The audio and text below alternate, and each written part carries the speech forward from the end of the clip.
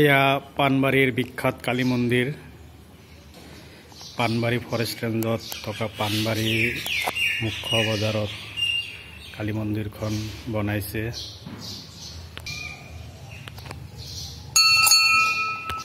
ইয়াত অসমৰ বিভিন্ন ঠাইৰ পৰা পানবাৰীৰ মন্দিৰখন দৰ্শন কৰিবলৈ আহে। পানবাৰীখন হৈছে আমাৰ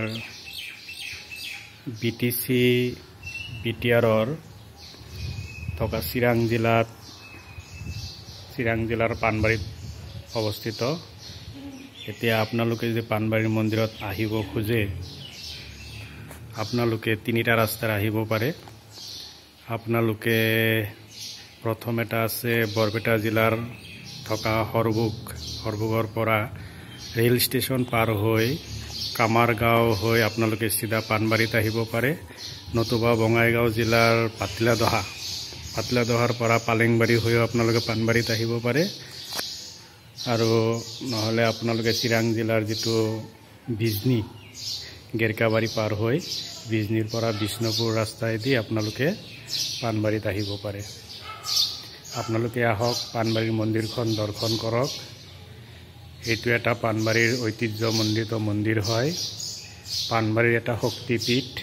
মন্দিৰখন বহুত ধুনীয়াকৈ বনাইছে আৰ্কিটেক্সাৰসকলে, বাহিৰৰ আৰ্কিটেক্সাৰসকলে বহুত ধুনীয়াকৈ পানবাৰীৰ কালী মন্দিৰখন বনাইছে।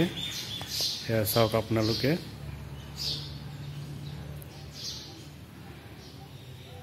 পানবাৰীৰ বজাৰখন বহুত ডাঙৰ হয়। ইয়াত সাপ্তাহিক বজাৰ এখন আছে, বহুত ডাঙৰ বজাৰ হয়।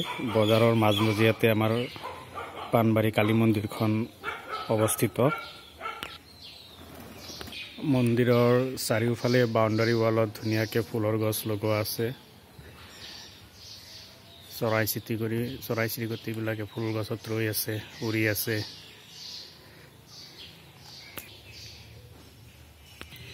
প্ৰচণ্ড গৰম। এই গৰমৰ মাজত এইবিলাক টাইলছ লগাইছে। টাইলছবোৰ বহুত গৰম হৈ আছে, খোজ কঢ়াটো একদম দিগদাৰীয়ে হয়। আবেলি হ'লে ইমান গৰম নহয়, গৰমটো কমি যাব, পিছত টাইলছবিলাকো ঠাণ্ডা পৰিব। বহাৰ ঠাই কৰি দিয়া আছে,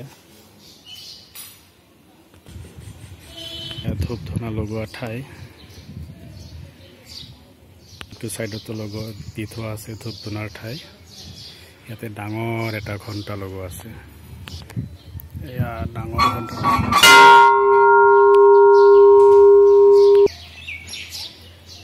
এয়া মন্দিৰত প্ৰৱেশ কৰি আছো।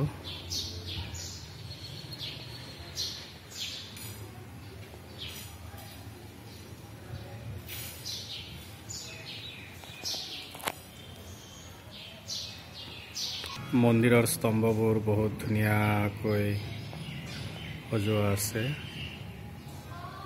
এইটো মন্দিৰৰ চাৰিওফালৰ দৃশ্য। বিভিন্ন দেৱ দেৱীৰ মূৰ্তি ইয়াত অংকন কৰা আছে। গণেশজীৰ মূৰ্তি।